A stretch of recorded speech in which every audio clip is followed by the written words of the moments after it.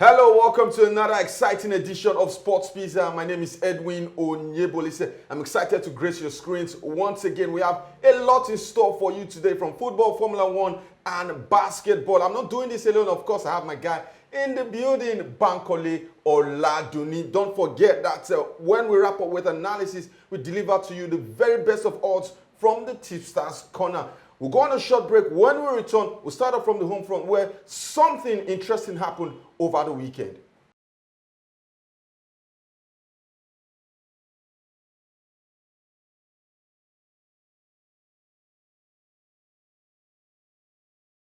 Welcome back. This is Sports Pizza. Edwin in the building alongside Bankole Oladuni. Bankole, welcome. How you doing? You looking good? Thank you. Like I always say, it's always nice to step out looking up. So it's good to be here to unpack everything that we've seen in the big, beautiful world of football, big, beautiful world of sports in general. Like you mentioned in the intro from the local scene where something amazing happened for Nigeria basketball and for youths generally. So, I'm looking forward to unpacking all of this alongside you. Yeah, we're starting with that, Bankole. It was the Milo Basketball Secondary School Championship, the 25th edition. It started 25 years ago. And I remember I was in secondary school when the very first edition started. Milo came to my secondary school in Maryland. To have seen this competition grow from that nascent stage to this stage, it's quite impressive. Yeah, absolutely. I mean, we've always clamored for the private sector to get into sports in Nigeria. We've clamored for government to, take a step back from sport. And Milo have been one of the pioneers when it comes to, putting sports out there for young Nigerians, for young kids out there to participate. And it's something we've always wanted, If you want to get the best talents in your country, you have to catch them young.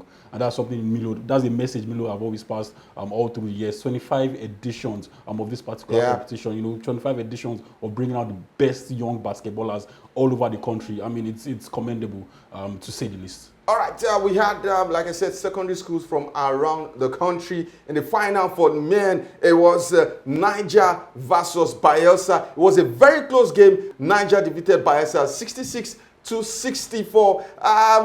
Bankole, it was nerve-wracking. It was nail-biting. For those who don't watch basketball, let me tell you, if you are faint-hearted, please don't watch basketball because 30 seconds is a lot in basketball. And one thing I picked up from this particular game was the coaching. Yeah. You look at young kids, putting up plays, putting up screens. And this is something you see in the NBA. This is something you see in the WNBA. This is something you see in high school basketball in America. And that's something we're also trying to replicate here. That's something we are seeing our young kids playing at this level of basketball. So I think I was impressed with the coaching. And to see how keenly contested that game was. The Niger boys won by 2 points. And at some point, the Bayelsa boys were leading and were quite comfortable. And they had to come back and win that game. So yeah, I was very excited about that game. And it promises a lot for the future of Nigerian basketball. And for the ladies, it was Abuja versus Osun.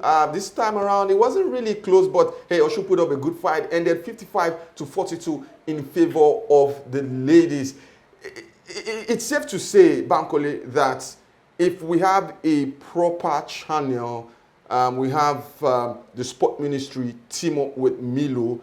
I know they've been doing this, but we need to have proper structure where these guys, these young kids are taken through different stages of their development. There's the sports science, there's the education, the rudiments, the elements of basketball that you need to take you to that top level. It is now. This is the moment we need that. Absolutely. Like I said, as we want the government to take a step back, support, please be a silent investor when it comes to stuff like that. Want to see basketball courts around everywhere, around almost every secondary school. If we can't get it in private schools, how about you make it a must in public schools? Let's see at least a basketball court or a field. In most of these public secondary schools or primary schools, functional basketball courts. And like I like referencing the NBA. Most of the talents that we are seeing in NBA started from high school. LeBron James. Not most, Bankole. Most is an understatement. Because I have to also 98%. Exactly, because like LeBron James was drafted in from high school. A lot of these guys were drafted in from high school. Even leaving high school, going through colleges and universities, they were still playing basketball at an elite level. The difference between the NBA and college basketball is not too far off. That's the same thing I want for us in Nigeria. That's the same thing Milo, is trying to do. And if you can get that level of support, added to what Milo is doing, you can get it in our universities, get it in our polytechnics. It would also enhance, the amount of talent we are getting out of basketball. Yeah, for the male category, the winners went home with 3 million naira, and the runner-up went with 2 million naira. For the ladies, the winners went with 2 million naira. The runner-up went with 1.5 million naira. In this part of the world, we like to emphasize on the monetary aspect.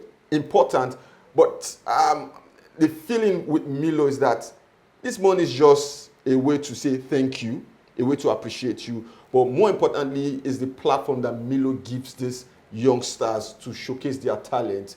Scouts are always around to pick the very best of them.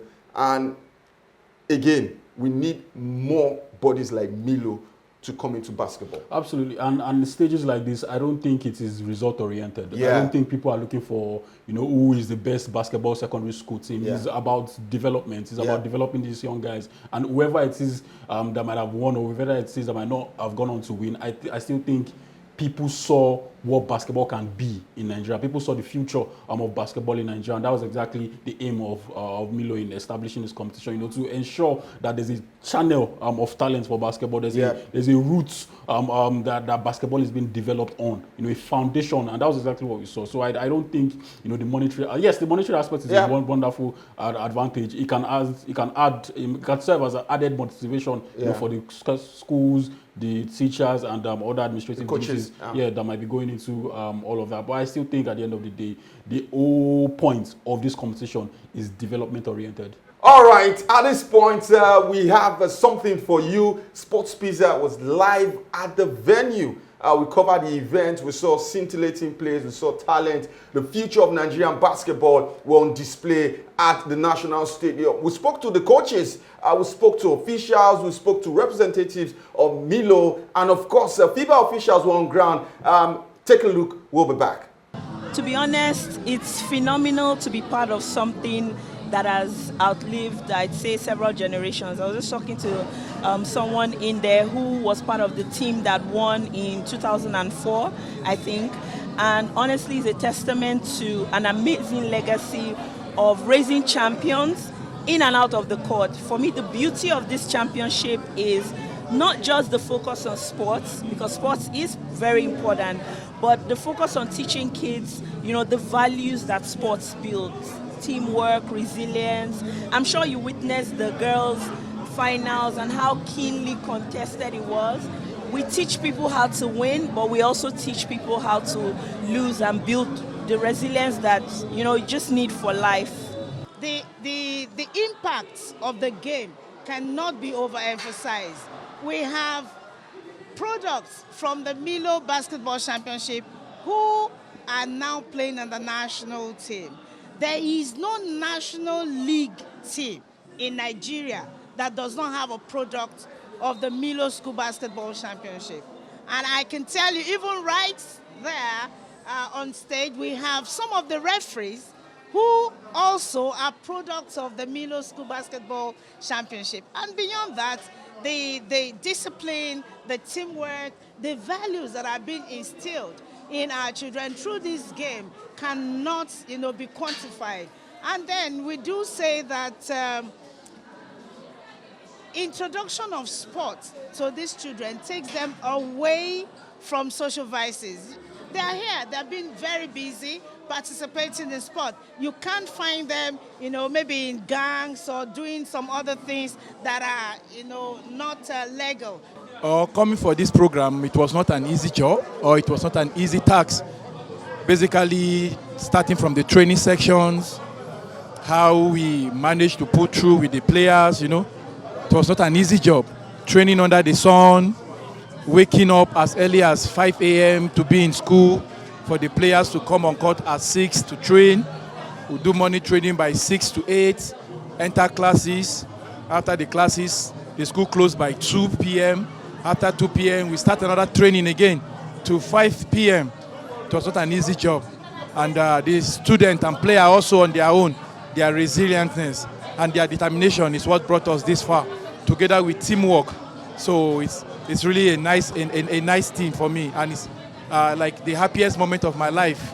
Okay, I'm a grassroots coach. For me, I derive joy in coaching young guys. I've been doing it for 19 years. Either I get financial backing or not, I'll still coach these boys. Grassroots coach is my joy, so I do it with the whole of my heart. Individuals like Sanin Danusa, individuals like Sadiq Dikos, Deputy Chief of Staff to the Governor of Niger State, helped us with financial support. For us, it's a posthumous gift to Father O'Connell because he's late. But Father O'Connell saw us through it all. He was always there helping us out. So returning this trophy to Father O'Connell Science College, I can sense joy in Mina already. Joy is coming. Joy don't come. We go dance. Joy is coming. Joy don't come. Thank you. Welcome back, Bankole, an eye-opener. Listening to the coaches, the officials. What struck me was the Niger team coach who highlighted his ordeal from qualifying to the very moment where they came to Lagos to compete in the finals, how he had financial constraints.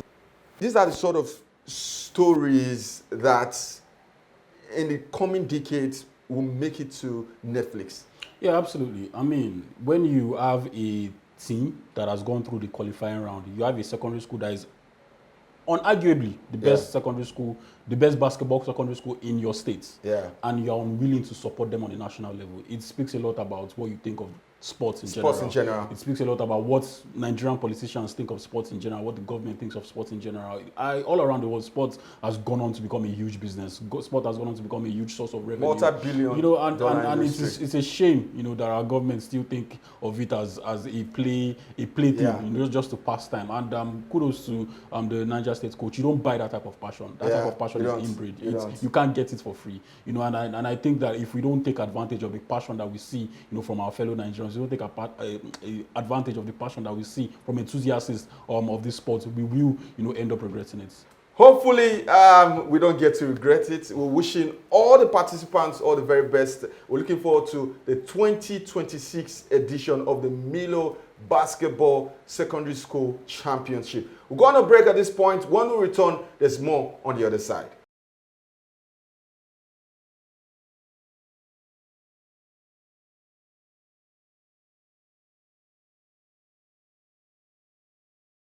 Welcome back from that short break. We are in the second phase of the show. If you're joining us for the very first time, this is Sports Pizza. It's a sports show where we'll give you the very best analysis, information, education, and a bit of entertainment. And with me in studio is always Bankole Oladuni. Bankole, let's head straight to the transfer market. And Chelsea have been very busy. In fact, one of the busiest clubs in European transfer market.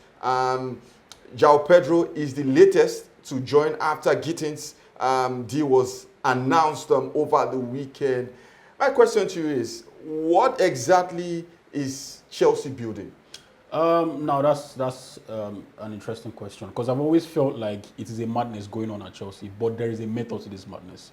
It is a scenario where they are trying to bring in the best of young players around, and where we might have a hit or miss case for a lot of these players. The ones that are on miss, you still have a huge resale value on them. You still have a way of accumulating a bit of money from them. And the ones that are hit, they have a long way to go for you to recuperate the amount you've spent on it. I mean, you look at the likes of Cole Palmer, 7-9 years on his contract. Nicholas Jackson also has 9 years on his contract. Same thing with Pedro Neto, Noni Madueke. Now imagine if of them. Yeah. Now imagine if these players go on to fulfill their potential. Chelsea would not be bothered, or would not be bothered about the risk of them losing them for free to a Real Madrid or a Barcelona. So I think there is a method to this madness. It might not seem to work at the moment, but I think at some point we'll start to see a framework of what they've been building so far. It's interesting to know that this model of business can only be sustainable if it is backed by success on the field.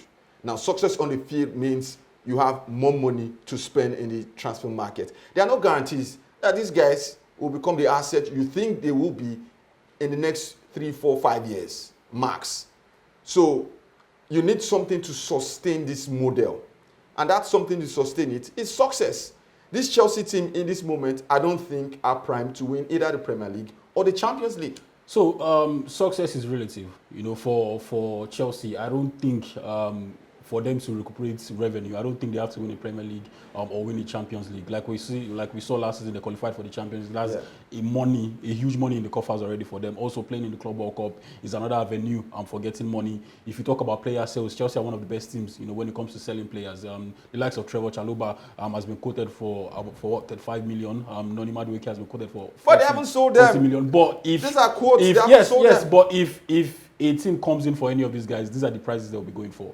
I don't think any team would buy Noni Madueke for less than 40 million. And how much is Chelsea getting? In the north of 30, 35 million also. So I think these are the factors that will come into play. And like you said, I really do not see them winning the Champions League or winning the Premier League, but competing, making the top 4 regularly, going far in the Champions League is enough for them to still sustain this business model. Pogba back, Monaco. Do you think a fit Pogba can walk into the French national team in 2026? In 2026, for all of the talents the French national team has, I think there are still lack of depth in the midfield. I have questions over the talent, over the abilities of Tchouaméni, Camavinga, Rabiot is already on the other side of 30. So I think if Pogba, gives us his best self, he gives us the player that we know he can be, I think he would walk into that national team. I mean, we saw Kante play at the Euros all the way from Saudi. So I don't think there'll be a problem for Paul Pogba if he plays to his best. From transfer news, we head straight to Wimbledon, where SW19 is buzzing. The very best of players are gathered. I'm going to put you on the spot. Men's final, women's final. Who are your top 2 picks? For men, I mean, you can't look beyond. If the draws don't put them together before the final, you can't look beyond Yannick Sinner and Carlos Alcaraz. I don't think there are any player who can touch the level at which these 2 guys are currently playing. For the women, you also can't look beyond Sabalenka and Iga Swiatek. These are also. Swiatek is not particularly good on grass. How about Coco Gauff? Not really. I'm not convinced. She has been inconsistent for a very long time, and maybe it has something to do with her age. She has been around for a long time. 16 years when she broke into. But she's still young. She's still young, so hence the inconsistencies. So, and Swiatek just made her first grass final in the bad. But Swiatek has a large body of work for us to still give her the benefit of doubt. But it's still Iga Swiatek. She's still one of the best tennis players on the WTA circuit. The WTA circuit is not as complicated, as the ATP, where you can say, there's going to be competition for places in the final. It is always straightforward. Swiatek, Sabalenka, Coco Gauff, these are the regular names that you will be seeing in the semi-finals, finals. So I don't think I can look beyond Sabalenka and Iga Swiatek. And in Formula 1, it was the Austrian Grand Prix. Lando Norris back on the podium, back as the best. He's cut the deficit to 15 points. His teammate Oscar Piastri finished second. Charles Leclerc finished third. And the story for the weekend was the clash between Antonelli's Mercedes and Max Verstappen. Verstappen is 61 points behind Oscar Piastri. Yeah, it means that the championship is over for me. I don't see Verstappen. I don't see Verstappen coming back from this, especially when you consider how the McLaren boys are driving at the moment. If you have to, before you get to Piastri, you have to worry about Lando Norris. I don't see him even usurping Lando Norris at this moment. So I think I think the championship will go to one of the McLaren boys. Max Verstappen. The rumors about him moving to Mercedes next season, I think, might have come into play in what we saw over the weekend. But it's still going to be a straightforward Formula 1 season, like usual. Is that a good move, Verstappen to Mercedes? I mean, it depends. It depends on what we see from Mercedes in the off-season. If there are going to be upgrades to the car, yes, Max Verstappen is one of the best drivers around, but you are only as good as your car. And if his car is not up to par as what we've seen from McLaren, I also think Ferrari would also be improving on their car. So if we don't see substantial progress on the Mercedes side, also it's still going to be same of same. There's something a lot of people are missing. You have George Russell, who has a year left on his contract. Hypothetically, if his contract is extended, do you think a Verstappen-Russell partnership can deliver Mercedes their first title in a long while? Absolutely. I mean, egos. I'm not biggest fan of having a number 1 and number 2 driver. I'm always of the McLaren mindset. Yes, let them drive. If it's not if there's no significant gap amongst them, even at McLaren, like I said a couple of shows ago, we had Fernando Alonso, a defending champion, and a Lewis Hamilton, a rookie, who still went out and competed on the same level ground. So I don't think I'm going to be bothered about having a rivalry between two drivers on the same thing. Let them drive it out, and at the end of the day, it's still the team that's going to benefit from it. All right, let's come back home. And over the weekend, it was the President Federation's Cup for the ladies. We saw Rivers Angels defeat Nasarawa Amazons. For Nasarawa Amazons, it was heartbreak. They were 2-0 up. Rivers Angels, they've been here before. They have the experience. They found their way back, went into penalties, and it was jubilation at the end of the game for Rivers Angels. So Rivers Angels are like the Real Madrid of female football in Nigeria. They've always dominated the game since for a very long time. They've also produced a lot of talents for the Super Falcons, and I also see them not letting out of their grip on that domination. So it was not surprising to see them win the FA Cup final right there. And for the men, it was also dramatic. Kwara United and Giant Killers at Abakaliki FC. After 90 minutes, it was goalless, went into penalties. Abakaliki had an advantage in the penalty, but hey, I don't know, pressure, lack of experience, the moment got to them. They flopped their lines. Kwara United won their first title. They have qualified for the CAF Confederations Cup. But, Bankole, I was not happy. You know why? I know why. I know why.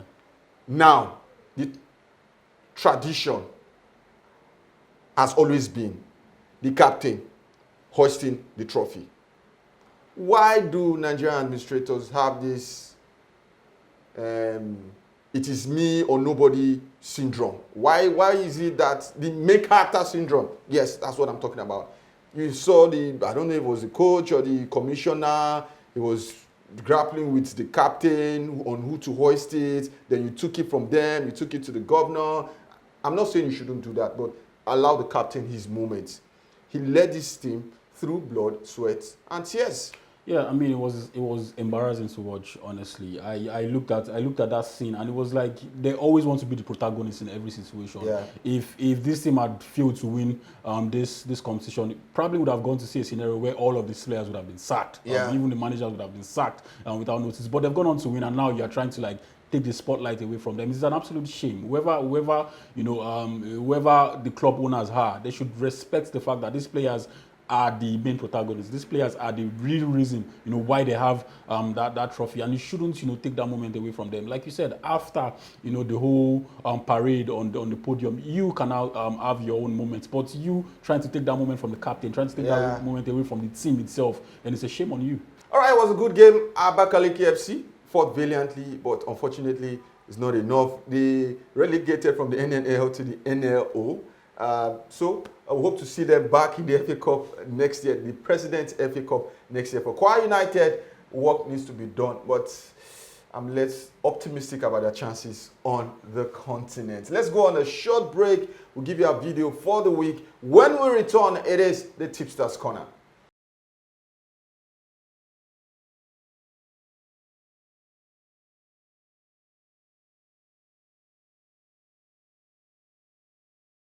All right, welcome back from that short video break. I'm sure you enjoyed it. We just saw PSG defeat Inter Miami, give them a football lesson. And of course, for the Tipsters Corner, we have one game from the FIFA Club World Cup, the quarter-final match between Palmeiras and Chelsea. So I think this is going to be straightforward. I don't see a lot of goals, but I also see Chelsea winning. So a Chelsea on a 4.5, a Chelsea on a 3.5. Interesting. Yes, seems to be good value for money for the tipsters who will be looking to cash out from that particular game. So yeah, Chelsea to qualify, Chelsea win, Chelsea on a 3.5, Chelsea on a 4.5. I think would be good enough to get value out of that game. How about the card market? Because yeah, the card market. South Americans have been really not just the South Americans, even generally. I think the card market has been something that tipsters have to take advantage of in this competition generally, and the heat has played a part in how these players have gone into rash tackles, how these players have made decisions that are questionable when it comes to tackling. So I think the cards market is something that you can look into over 4.5, over 5.5, over 2.5 in the first half. Seems like something that you can also try to take value out of while you look at this game. All right, there you have it from our expert right here. As always, we tell you, bet responsibly. Sports Pizza is not responsible for any bet loss. use your brain, no? Use your brain. We only give you expert analysis, and the ball is in your court. This is where we drop anchor on today's edition of Sports Special. I'm sure you had fun with us. We have a lot of this content for you on our YouTube page. Just go there, subscribe, like, comment, and enjoy the videos. Bankole, always a pleasure doing this with you. Always good to be here, Edwin. And from me to you guys, see you guys next week. And from me, Edwin Onyeboli, said we have a fantastic week and, of course, a sporting weekend.